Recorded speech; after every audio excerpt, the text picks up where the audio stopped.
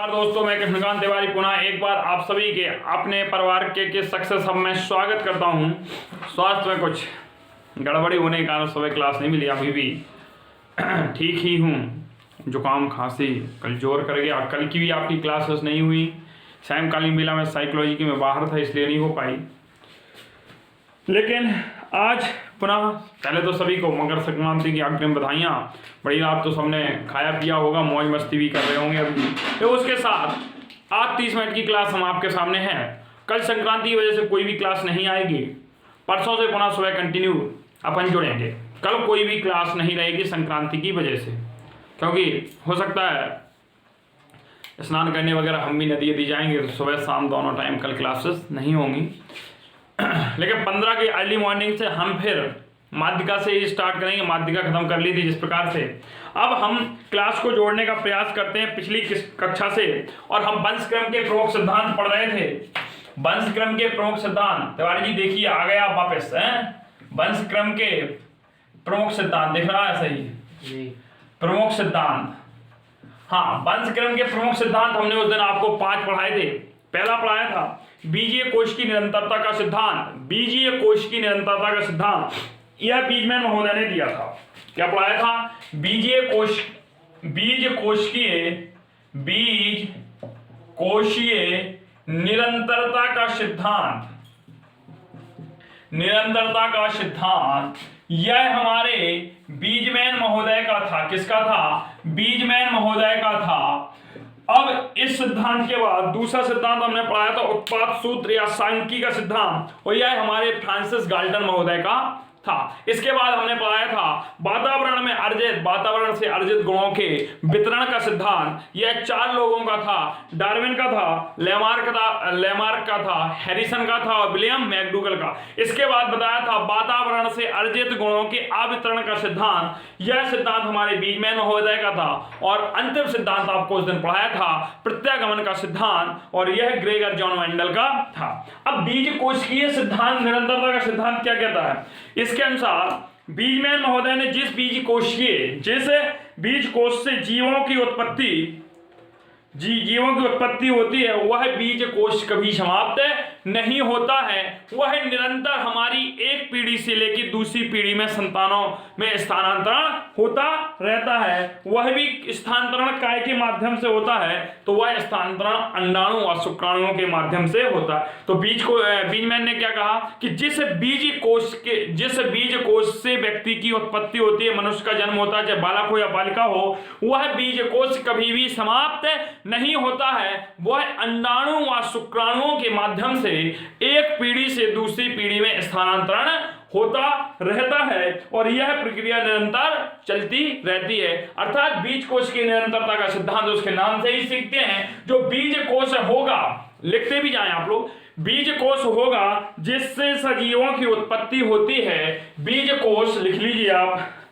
जिस बीज कोश से सजीवों की उत्पत्ति होती है, जिस बीज कोश के सिद्धांत है, जिस बीज कोश से सजीवों की उत्पत्ति होती है, वह कभी समाप्त नहीं होता है। वह कभी समाप्त नहीं होता, बल्कि अंडाणु व शुक्राणुओं के माध्यम से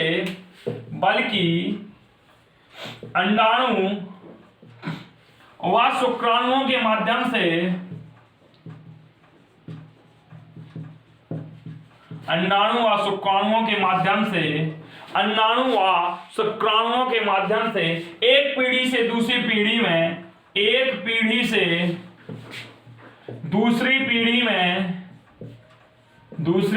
में स्थानांतरित होते रहते हैं।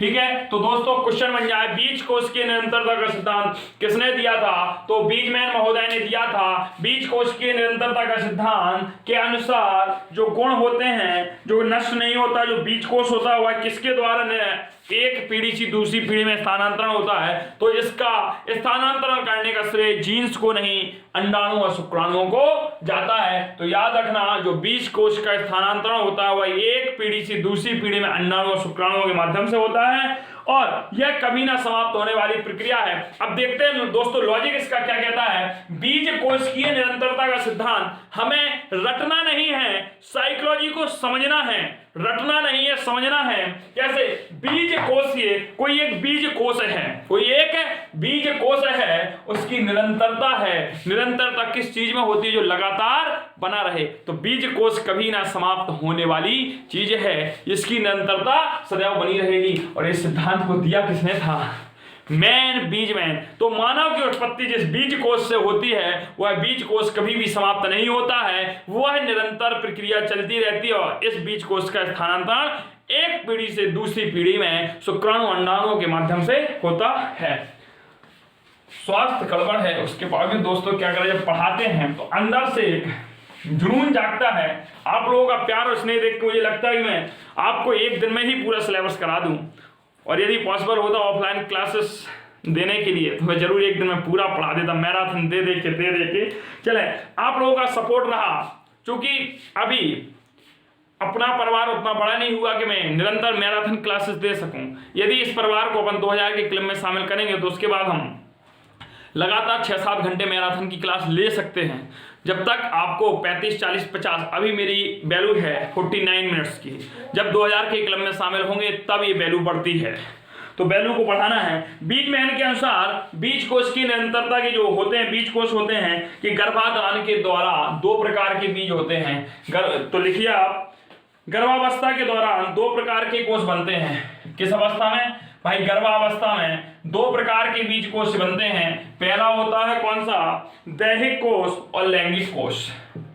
पहला होता है दैहिक कोश, दूसरा होता है लैंगिक कोश। लैंगिक कोश इतना याद रख के दोस्तों कि अभी हमारी टीईटी की डेट कंफर्म नहीं हुई, ऐसा पढ़ा दूंगा कि सुपर टीईटी में भी साइकोलॉजी की कहीं पढ़ने की जरूरत नहीं पड़ेगी। बस नोट्स बनाते जाना आप, नोट्स। और एट लास्ट जिस प्रकार से हमने अभी संस्कृत की पीडीएफ दी है ना, क्यों टेंशन लेते हो? आप लोगों से जब मैं व्यक्तिगत मिलूंगा, रूबरू होऊंगा, जहां भी मिलने वाला हूं कहीं ना कहीं, तो आपको पूरा नोट्स मैं खुद दूंगा, अपने हाथ से लीजिए भाई, आप जीरोक्स कराइए, बिल्कुल बेफिक्र रहें आप लोग। और यदि पॉसिबल ऐसा नहीं हुआ तो मैं आपको पीडीएफ भी बना के दे दूंगा, लेकिन जितना मैं यहाँ पढ़ा रहा हूँ वो आप लिखते जाएं, क्योंकि जो मैं पीडीएफ दूंगा वो सिलेक्टेड पेजों की पीडीएफ होगी। जो अथाह सागर रखा है मेरे पास साइकोलॉजी का, नोट्स के नोट्स बने रखे हैं, उतना आप लोग क्यों पढ़ें? जितना हमारे सिलेबस में उतना चीज अपन को पढ़ना है। तो लैंगिक कोश, दैहिक कोश, दैहिक कोश से क्या होता है दोस्तों? शरीर का निर्माण होता है। क्या होता है? शरीर का निर्माण होता है। और लैंगिक कोश से लिंग का निर्धारण होता है। क्या होता है? लिंग का निर्धारण होता है। दोस्तों इतना याद रखना कि जो ये लैंगिक कोश है ना, हमारा लैंगिक कोश है, यह सर्वाधिक महत्वपूर्ण कोश होता है इंपॉर्टेंट के लिए, क्योंकि इसी से तो लिंग का निर्धारण होगा, पुत्र होना या पुत्री होनी है। और शरीर का निर्माण, शरीर के निर्माण में महत्वपूर्ण भूमिका निभाता है। अब नोट लगा के लिखें कि बीज मैन के अनुसार संतानों में लिंग निर्धारण पितृपक्ष द्वारा होता, वो तो होता ही है, हमने आपको पहले ही पढ़ाया था, तो नोट करके लिख लीजिए। बीज मैन के अनुसार लिंग निर्धारण पितृपक्ष द्वारा होता है, पितृपक्ष द्वारा होता है, एवं पितृपक्ष द्वारा होता है। इसलिए लैंगिक कोश महत्वपूर्ण होता है, महत्वपूर्ण होता है। ठीक है। संतानों में गुणों या लक्षणों के स्थानांतरण में सर्वाधिक भूमिका किसकी होती है? भाई जो संतान में लक्षण गुण आते हैं उसमें सर्वाधिक भूमिका किसकी होती है? लैंगिक कोश की होती है। अब दोस्तों अगले सिद्धांत की हम बात करते हैं, और अगला सिद्धांत था उत्पाद या सूत्र का सिद्धांत, उत्पाद सूत्र की निरंतरता का सिद्धांत। और इस सिद्धांत पर भी हम चर्चा करते हैं, इस सिद्धांत पर भी हम क्या करते हैं? चर्चा करते हैं। हमें सिद्धांत पढ़ना है दोस्तों, उत्पाद सूत्र का सिद्धांत। क्या पढ़ना है? उत्पाद सूत्र की निरंतरता का सिद्धांत। इस सिद्धांत को किसने दिया था? उत्पाद सूत्र की निरंतरता का सिद्धांत भाई इसमें क्या किया? उत्पाद सूत्र मतलब हम जहां से होते हैं पैदा, उत्पाद सूत्र। सिद्धांत के वाक्यों को आप समझ लेंगे तो सिद्धांत आ जाएगा। सबसे पहले ये दिया किसने था उसकी बात करते हैं। यह फ्रांसिस गाल्टन, और इस व्यक्ति का नाम सुनते ही मेरे मन में बिजली कौंधती है कि भाई कि जो बुद्धि शब्द है वह भी किसने दिया था? फ्रांसिस गाल्टन ने दिया था। किसने दिया था? बुद्धि शब्द किसने दिया था भाई बताइए? बुद्धि शब्द दिया सर्वप्रथम किसने दिया? फ्रांसिस गाल्टन ने दिया। गाल्टन महोदय कहाँ के थे? तो यह बिट्रेन के थे। कहाँ के थे? बिट्रेन के थे। इन्होंने बुद्धि शब्द का प्रयोग किया। और इससे पहले आप जान लो कि व्यक्तिगत भिन्नता जो सुपरटिलिटी में है, तो व्यक्तिगत भिन्नता पर सर्वप्रथम प्रयोग भी किसने किया था? फ्रांसिस गाल्टन महोदय ने किया था। और इनके अनुसार जो उत्पाद सूत्र होते हैं वह प्रत्येक पीढ़ी में 50:50 के रूप में संतानों में क्या होते हैं? स्थानांतरित होते हैं। 50:50 की रेशियो में उत्पाद सूत्र एक पीढ़ी से दूसरी पीढ़ी में क्या हो जाते हैं दोस्तों? स्थानांतरित हो जाते हैं। और यह नियम देने के लिए इन्होंने श्रेणी विधि का प्रयोग किया। तो अगर क्वेश्चन बन जाए कि उत्पाद सूत्र की निरंतरता का सिद्धांत, इन्होंने कहा कि जो उत्पाद सूत्र होते हैं जिनसे जीवों की उत्पत्ति होती है वह उत्पाद सूत्र एक पीढ़ी से दूसरी पीढ़ी में 50:50 के अनुपात में स्थानांतरित होते हैं। कहने का तात्पर्य यदि 100 उत्पाद सूत्र हैं, यह आप में 100 उत्पाद सूत्र हैं, किसमें? आप में। हम में नहीं, हम तो अभी नए हैं, हम मोह माया से परे हैं, इस जीव से अलग है। आप लोग अपने में कल्पना करिए, आप में 100 सूत्र हैं और यह सूत्र जब आपकी अगली पीढ़ी में जाएंगे तो कितने बन के जाएंगे भाई? 50 जाएंगे। और जब वह अगली पीढ़ी में जाएंगे तो कितने जाएंगे? 25 जाएंगे। और जब अगली पीढ़ी में जाएंगे तो कितने जाएंगे? 12.5 जाएंगे। और जब अगली पीढ़ी में जाएंगे तो वो 6.75 कुछ ऐसे ही हो जाएगा, अपन 6 मान लेते हैं अप्रॉक्स, फिर 3, फिर 1.5 और फिर ऐसे ही होता जाएगा। लेकिन लगातार घटता जाएगा। तो श्रेणी विधि का जो इन्होंने प्रयोग किया था, तो प्रश्न बना था दोस्तों एक बार कि श्रेणी विधि सूचक होती है, तो श्रेणी विधि सदैव सूचक काय की होती है? घटते क्रम को दर्शाती है। तो आप लिख लीजिए सर्वप्रथम तो इस सिद्धांत के अंतर्गत कि फ्रांसिस गाल्टन महोदय के अनुसार जो उत्पाद सूत्र हैं वह उत्पाद सूत्र कभी समाप्त नहीं होते हैं। वह 50:50 के रेशियो में सदैव अब एक पीढ़ी से दूसरी पीढ़ी के संतानों में क्या होते हैं? स्थानांतरित होते हैं। यह प्रक्रिया निरंतर चलती रहती है। और इसका प्रयोग, इस सिद्धांत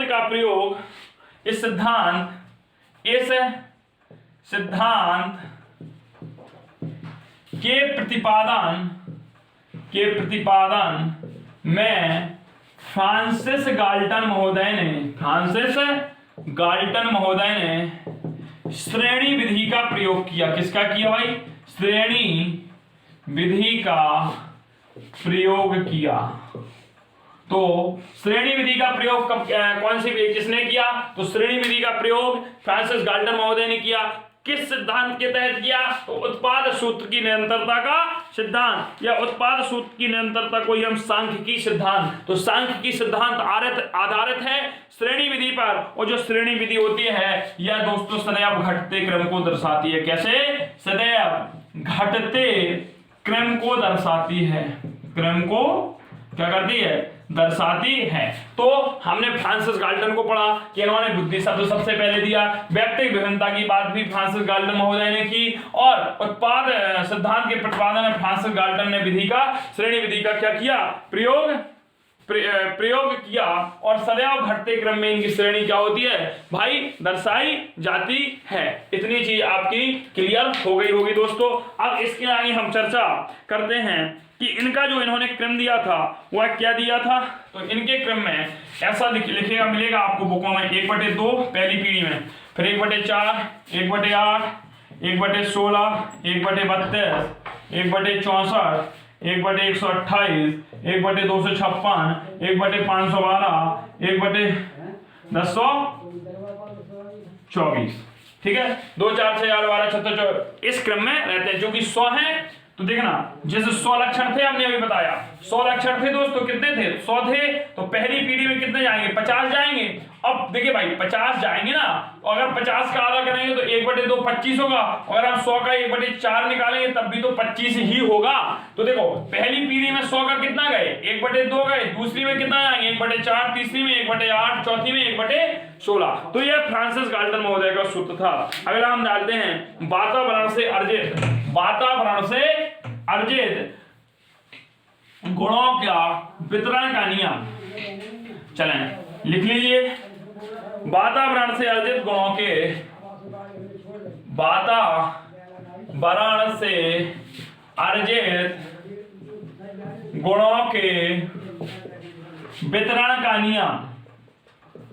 वितरण का नियम। तो भाई वातावरण से अर्जित गुणों के वितरण का नियम किसने दिया था? हम उन चारों के नाम लिख देते हैं यहाँ बोर्ड पर, ऐसे लिखते हैं चारों के सिद्धांत। पहला था हमारा डार्विन, कौन था डार्विन, दूसरा था लेमार्क, तीसरा था हैरिसन, चौथा था विलियम मैकडूगल।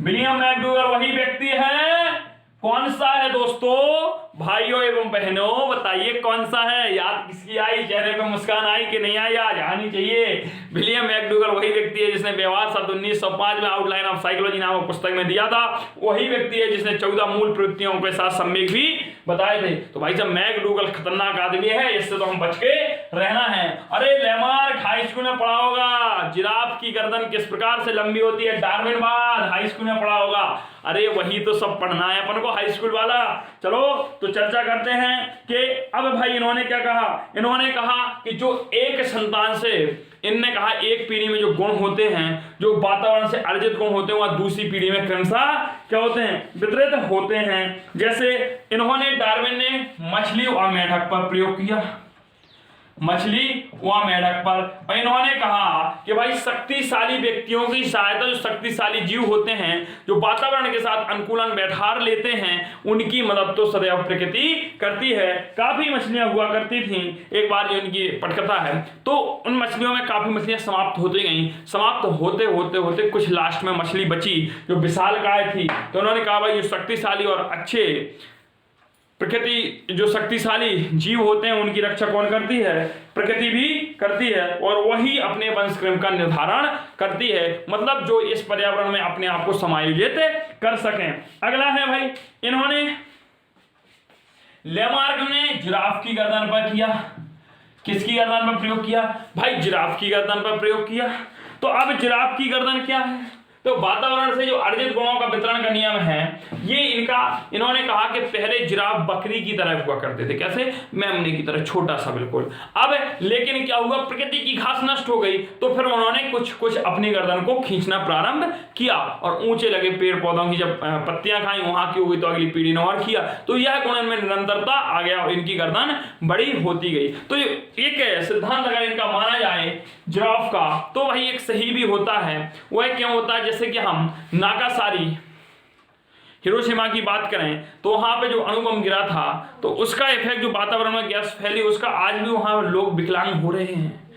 भोपाल गैस त्रासदी 1984 की आप लोग देख लीजिए, आज भी वहां पर्यावरण में इफेक्ट है, क्योंकि गैस कहां फैली?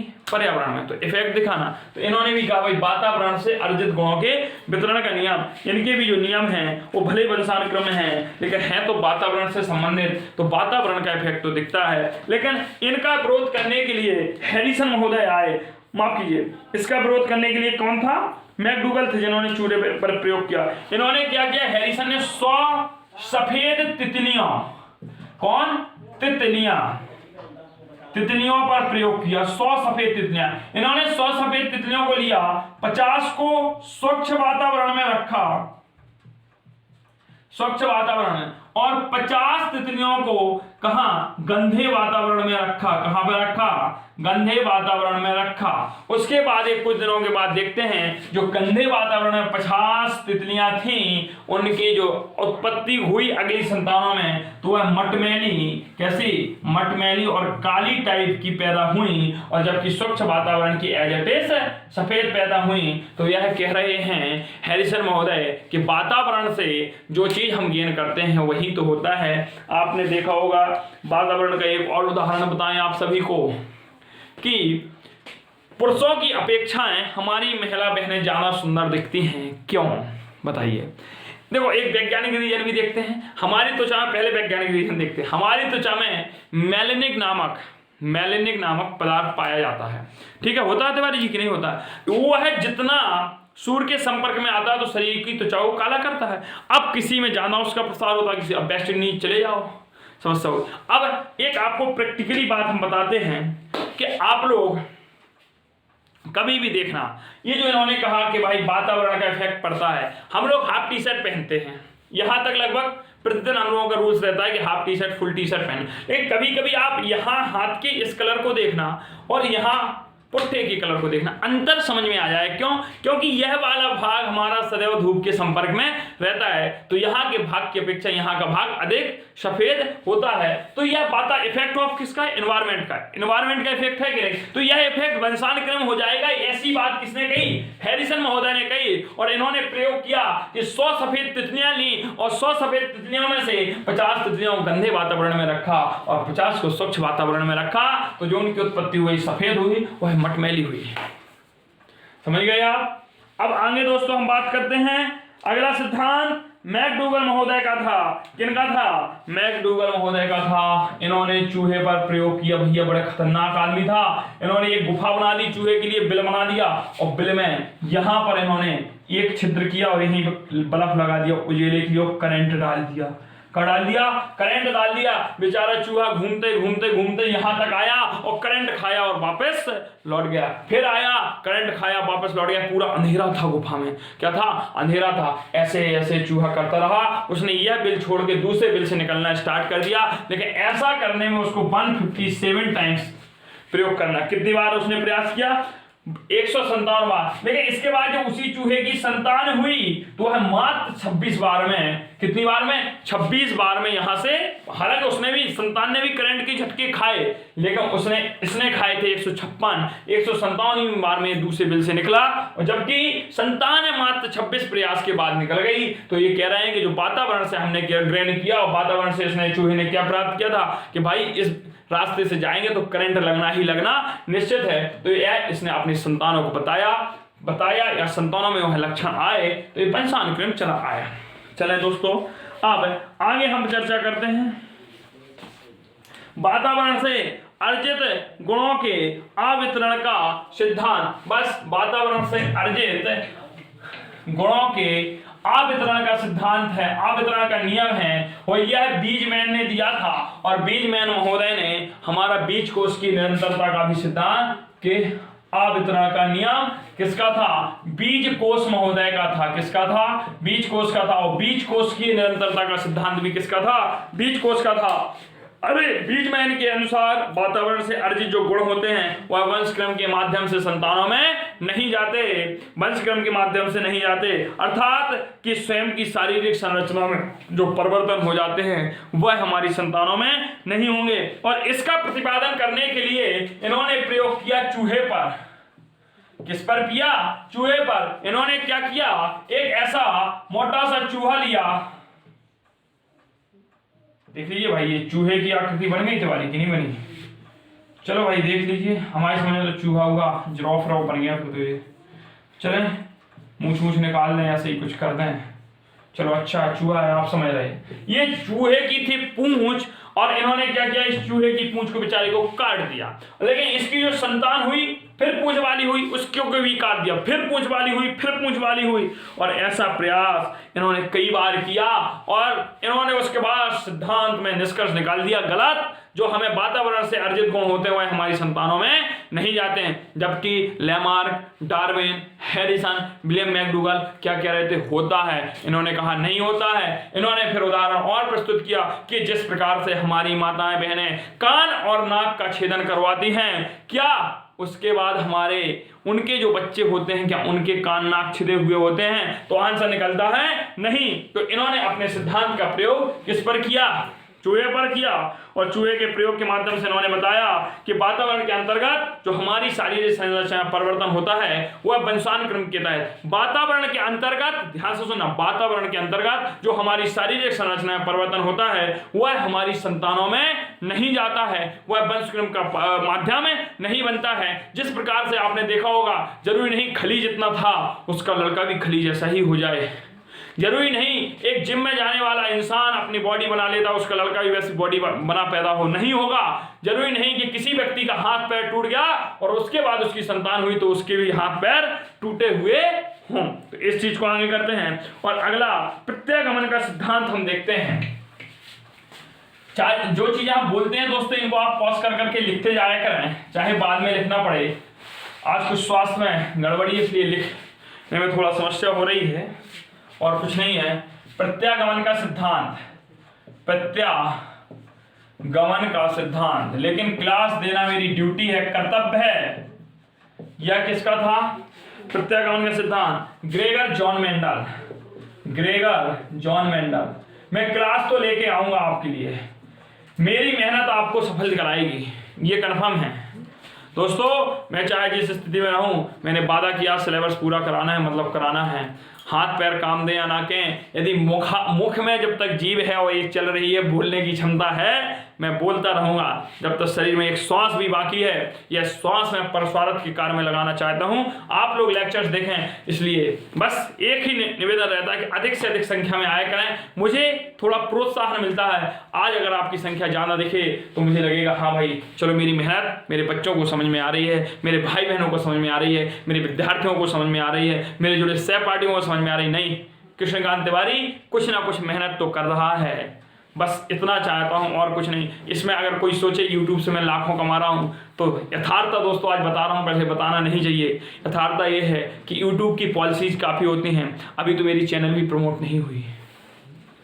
मैं भगवान को साक्षी मान के यही कहूंगा कि मैं सिर्फ अपनी इच्छाओं को पूरा करने के लिए आप लोगों से तहे दिल से जुड़ा हूं, इतना लगाव बन चुका है कि उसके लिए अपनी पॉकेट मनी का खर्चा आपके लिए लगा देता हूं नेट खर्च में, और प्रतिदिन आपको क्लास देना ही मेरा उद्देश्य बन चुका है। जबकि मुझे यूट्यूब के माध्यम से एक पैसा भी नहीं मिलता। यस, मैं झूठ कभी बोलता हूँ, एक पैसा भी नहीं मिल रहा है मुझे यूट्यूब के माध्यम से अभी, और शायद आने वाले समय में जाने कब तक ना मिले।